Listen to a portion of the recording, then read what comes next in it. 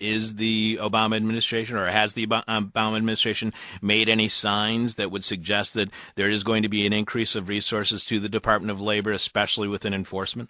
Well, right now they've been authorized to hire 250 more staff, which would triple their it would increase by 33% their enforcement staff. So that's a good start.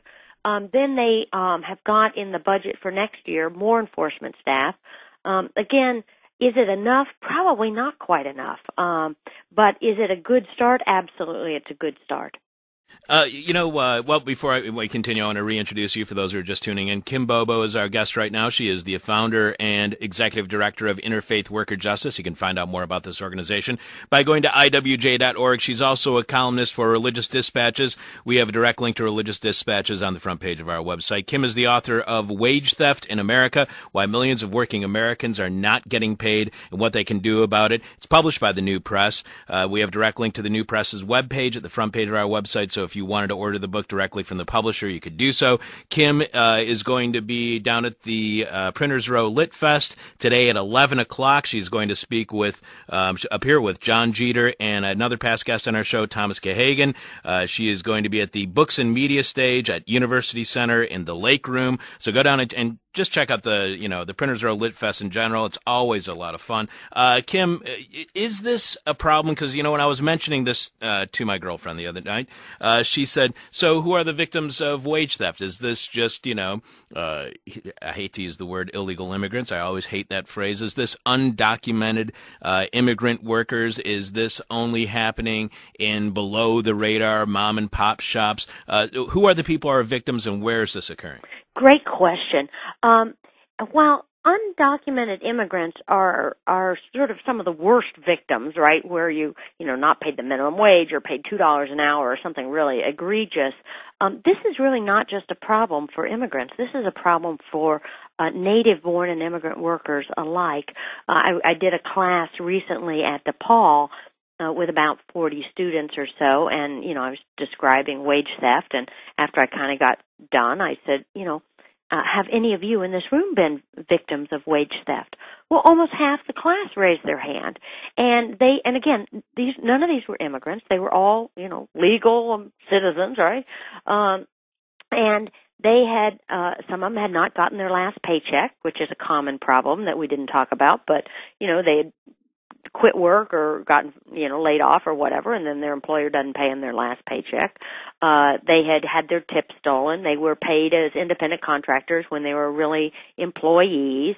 There was a guy there who'd worked for a bank, and he described that he, would regularly work 45 hours a week, and the manager would go in and change his timesheets to show only 40 hours because they didn't want to pay overtime for him. So again, it was the whole panoply of wage theft right there from DePaul students. And again, these weren't even just, a lot of students at DePaul are not just, 22-year-olds. Some of these were, 35, 40-year-olds going back to get their degrees, and again, half the class were victims of wage theft. So it is really not just immigrants. It's really all around us.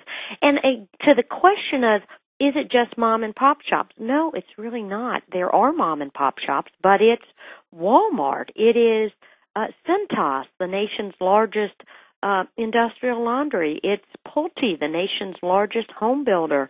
It's stores all around us. In fact, in my book, just to kind of show this, I have some appendices that go through the kind of wage settlements that have been done either through private lawsuits or through Department of Labor settlements. And, it's name-brand stores all over the place. That's the other great thing about your book. It's not just the story of, people's lives who are directly affected by this. It's not just the defining of this problem. It's not just the, historical or just the context in general of this issue. It's also a handbook to tell people what you can do if you're a victim of wage theft. You were talking about Cintas. Veritas and how they have in the past had subcontractors participating in wage theft. And you write how a few years ago you had heard about a garment factory that was actually near your house where workers weren't making the minimum wage. And so your organization went in, about 20 of your people went over there and checked out the facilities, went and talked to the manager, said that, what are you paying these people? And she said $5.15, and you said, well, the minimum wage in Illinois, that's $6.15 an hour, so you are underpaying your employees. And she goes, oh, somebody should have told me. Yeah. And then, you say, why didn't you, are you providing health care? And she's like, oh, these people don't want health care because their husbands provide it. And then they weren't even providing toilet paper for these people. And they said, oh, they like bringing in their own toilet paper because the toilet paper is always stolen here. Now, this place that you're describing, you write how this workplace, quote, was located in a largely residential neighborhood in a small turn-of-the-century industrial building that faces the Metra train stop. That's the kind of suburban line that goes from the city all the way up to Kenosha and all the way down all the way out to South Bend here in the Chicago area. And there was no sign outside identifying the factory. So is it fair to describe these kinds of workplaces that are paying wages beneath minimum wage or, whatever the violation, as kind of hiding in plain sight? And can you recognize them when you just drive around the city? Well, it's a little hard to recognize all the manufacturing places that are sort of hidden in, because we've got these little manufacturing zones all over the city, right? So it's hard to, and they often don't have names outside. So that's a little hard. But, the majority of landscapers in the city aren't paid fairly, either not paid minimum wage or not paid overtime, right? And so you see these little landscaping crews all over the city. A large number of residential construction workers aren't paid fairly, right? So you see residential construction workers all over the place. Most surveys of restaurants, both here in Chicago and in other cities, show that about 50% of restaurants don't pay people fairly. Right? So again, it's not somewhere else, right? If you go to restaurants, you can probably assume that half of them aren't paying people fairly. Arise Chicago, again, our affiliate here in Chicago at the Worker Center, last year they saw workers from about 200 different restaurants in Chicago. Not a single one of those restaurants was paying people overtime.